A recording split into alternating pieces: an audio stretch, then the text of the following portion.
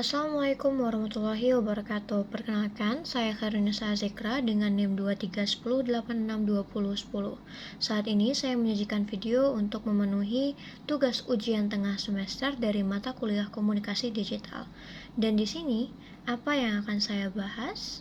Jadi, saya akan membahas mengenai AI. Selanjutnya, saya akan memberikan salah satu contoh dari AI itu sendiri yang dapat kita temukan di website ataupun aplikasi. Nah, AI ini sering disebut dengan nama DeepL. DeepL adalah salah satu AI yang bergerak di penerjemahan ataupun translator. Dikutip dari artikel yang dipublish oleh It Works, dikatakan bahwa DeepL itu telah merevolusi dunia machine translation melalui teknologi jaringan neural yang unik. Dan timnya itu terdiri dari para ahli matematika dan juga insinyur yang telah melatih jaringan-jaringan ini untuk mendeteksi dan juga menerjemahkan kerumitan ataupun trouble bahasa dengan tingkat akurasi yang tinggi. Nah, DeepL ini juga sering dibandingkan dengan Google Translate. Seperti yang mana sih sebenarnya akurasi tingkat penerjemahannya itu yang lebih tinggi atau lebih akurat gitu. Nah, ternyata DeepL ini memiliki beberapa keunggulan. Contohnya, DeepL ini tidak hanya dapat menerjemahkan suatu teks atau kata-kata dalam bentuk paragraf ataupun kalimat saja, tapi ternyata DeepL juga bisa mentranslate sebuah file dalam bentuk PDF, dokumen, PPT, dan lain sebagainya. Dan DeepL juga dapat memberikan keluasan idea atau perluasan ide terhadap suatu kalimat ataupun suatu paragraf yang kita buat dan ingin kita kembangkan, begitu. Oke, kita akan melihat terlebih dahulu bagaimana tutorial penggunaan dari DeepL ini. Jadi DeepL ini digunakan sama seperti Google Translate, yaitu mentranslate kalimat ataupun paragraf. Nah, DeepL ini juga memiliki fitur unik di mana dia dapat mentranslate dalam bentuk file, semua itu Word, PDF, PPT, dan lain sebagainya. Jadi, ketika kita sudah mengupload dan sudah terdownload, maka file kita sudah berubah menjadi bahasa yang kita inginkan tadi. Nah, selanjutnya itu adalah fitur dari pengembangan ide atau perbaikan kata atau kalimat. Di sini dapat kita lihat bahwa DeepL sedang memperbaiki kata yang salah pada kalimat ini. Jadi inilah beberapa keunikan AI ini dari Google Translate.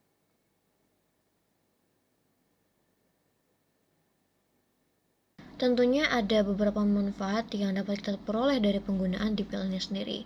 Nah, biasanya DeepL ini digunakan oleh orang-orang seperti saya sebagai mahasiswa dan orang-orang profesional lainnya yang memang membutuhkan DeepL ini sebagai penerjemah atau translator dari beberapa tugas mereka. Dan juga karena DeepL ini memiliki beberapa fitur yang tidak dimiliki oleh Google Translate sebagai sesama penerjemah, jadi orang-orang profesional atau mungkin mereka yang membutuhkan ide baru atau mungkin pengembangan ide dari ide mereka sendiri dapat menggunakan DeepL ini untuk mengembangkan sebuah ide yang sedang mereka buat, atau mungkin dalam bentuk suatu kalimat yang memang kita tujukan untuk menyimpulkan sesuatu atau mungkin mengembangkan suatu kata-kata. Setelah kita mengetahui kegunaan dan juga manfaat dari DeepL ini sendiri, kita juga harus mengetahui mengenai do's and juga don'ts-nya. Jadi first thing, kita akan membahas tentang do's-nya terlebih dahulu. Jadi yang pertama itu adalah menggunakan DeepL dengan baik dan benar. Jadi dalam DeepL ini, karena DeepL ini adalah AI untuk penerjemah atau mungkin translator, jadi dia dapat membantu kita dalam menerjemahkan sesuatu dan juga efisiensi waktu juga. Karena ada keunggulan unik juga dari DeepL ini sendiri, yaitu dia dapat menerjemahkan sesuatu dalam bentuk file, misalnya kayak Word atau mungkin dokumen dan lain sebagainya, yang dapat membantu sekali untuk orang-orang profesional mungkin seperti dosen untuk membantu menerjemahkan bahan ajarnya atau mungkin mahasiswa dalam menerjemahkan bahan ajar yang diberikan oleh dosennya. Nah, yang kedua itu adalah keunggulan unik yang dapat kita lihat dari DeepL ini adalah DeepL ini dapat mengembangkan suatu ide atau kalimat itu menjadi sesuatu yang baru. Jadi kita juga bisa memiliki referensi dari sana dan juga mengembangkan lagi inovasi terbaru dari kalimat yang sudah diperbarui atau mungkin ide yang sudah dikembangkan oleh DeepL tadi. Dan selanjutnya kita akan membahas don'ts-nya. Jadi don'ts di sini itu yang pertama adalah jangan sampai kita bergantung dengan DeepL ini, karena sebenarnya DeepL ini adalah AI penerjemah yang memang untuk mengefisiensikan waktu, tapi jangan sampai lupa bahwa kita juga perlu belajar dan mencari ilmu dan bahasa-bahasa lainnya dari buku, atau mungkin kita dapat meningkatkan literasi kita terhadap buku lebih banyak gitu, karena takutnya kita jadi suka sesuatu yang instan begitu. Setelah kita mendengarkan dan tadi, terbesit di pikiran kita mengenai ancaman yang dapat diberikan oleh DeepL kepada kita sebagai penggunanya. Jadi DeepL ini adalah AI penerjemah atau translator yang benar-benar dapat membantu kita dalam menerjemahkan sesuatu secara efisien dan cepat. Jadi hal ini dapat memberikan efek mager atau mungkin malas kepada kita untuk literasi atau membaca buku, atau mungkin sekedar belajar dengan guru yang mengerti atau ahli atau profesional yang mengerti mengenai bahasa yang ingin kita translate tadi. Nah, karena DeepL ini sendiri memberikan experience yang instan kepada kita untuk menerjemahkan suatu kata.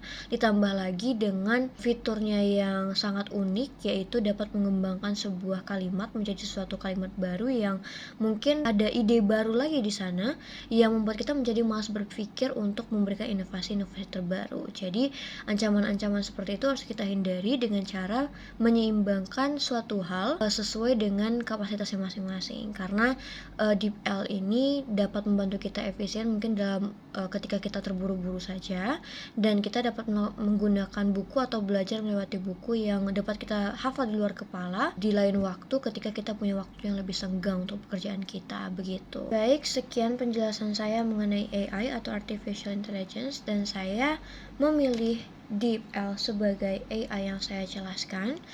Terima kasih atas perhatiannya. Saya cukupkan. Assalamualaikum warahmatullahi wabarakatuh.